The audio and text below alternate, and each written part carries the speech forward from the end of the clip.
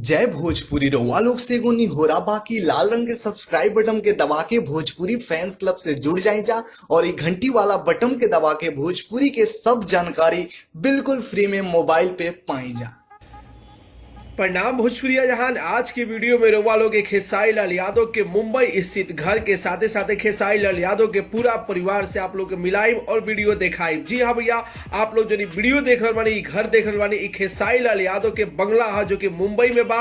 और आप लोग के एड्रेस भी बता देता कि मुंबई में कहाँ बा। जी हाँ भैया, आप सब बता दी कि आप लोग मुंबई में सबसे पहले आप लोग मीरा रोड जाए जा। मीरा रोड पर जाए जा तो नियर ऑरेंज हॉस्पिटल रामदेव पार्क के पास एगो बंगला बा, जो बंगला के नाम बा Surya Kriti bungalow, Surya Darshan building, near Orange hospital Ramdev park, Meera road, Mumbai west. जी हाँ, मीरा रोड मुंबई वेस्ट। जिसे कि भैया आप लोग हम एड्रेस बताइनी और साथ ही साथ आप लोग देख रहे बानी खेसारी लाल यादव जी के बंगला जो कि मीरा रोड मुंबई वेस्ट में बा, जो कि आप लोग हम एड्रेस दिखा रहे बानी। और साथ ही साथ आप लोग खेसारी लाल यादव जी के घर देख रहे बानी कि 4 ताला बिल्डिंग बा और ओइजे खेसारी लाल यादव के पूरा परिवार रहेला। खेसारी लाल यादव पूरा परिवार के साथ रहेले। जी हाँ, ओइजे ही खेसारी लाल यादव के बेटे की कृति का स्कूल भी बा और जब सब कुछ बड़ाई होला।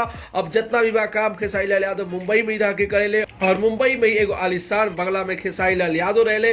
तकरीबन ऐसा अंदाजा लगावल जा रहा बा कि बंगला की कीमत जो कि 4 से 5 करोड़ के करीब में बा। जी हाँ भैया, 4 से 5 करोड़ के करीब में बा। और साथ ही साथ आप लोग जो कार देख रहे बानी, 2 फॉर्च्यूनर कार, एगो बुलेट, एगो पल्सर, जो कि खेसारी लाल यादव के घर पर रखल रही सब। जब भी मुंबई में खेसारी लाल यादव जी घूमेले तो फॉर्च्यूनर से ना तो पल्सर से ना तो बुलेट से घूमेले। और साथ ही साथ उनका लड़का लड़की खातिर भी छोट छोट कार बाड़ी सब। अब आप लोग मिलावे जा रहल बानी खेसारी लाल यादव के पूरा फैमिली से।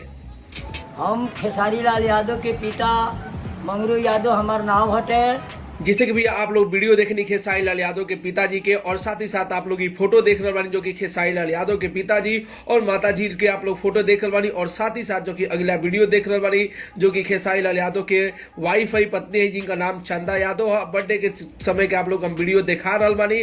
और ये जो कि कृति यादव जो कि खेसारी लाल यादव के बेटी है, आप लोग बता दी कि खेसारी लाल यादव के एगो बेटा और एगो बेटी बाड़ी, जिनका नाम कृति यादव लड़की का नाम है और लड़का का नाम ऋषभ यादव है। जी हाँ भैया, आप लोग वीडियो में देख रहे कि खेसारी लाल यादव के गोद में जो लड़का बाड़ी ऋषभ यादव हवन, जो कि खेसारी लाल यादव के बेटा, इकलौता बेटा।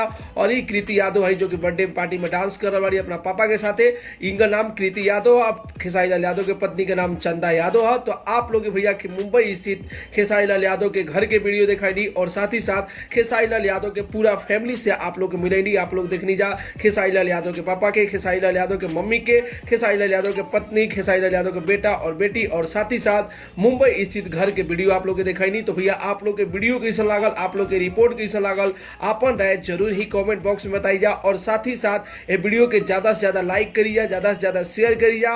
और भोजपुरी के हर खबर जाने खातिर अपन भाषा वाला चैनल के जरूर ही सब्सक्राइब कर लीजा। तो भैया मिलत है अगला वीडियो में एगो नया न्यूज के साथ। तब तक के लिए बाय बाय, टेक केयर, जय भोजपुरी।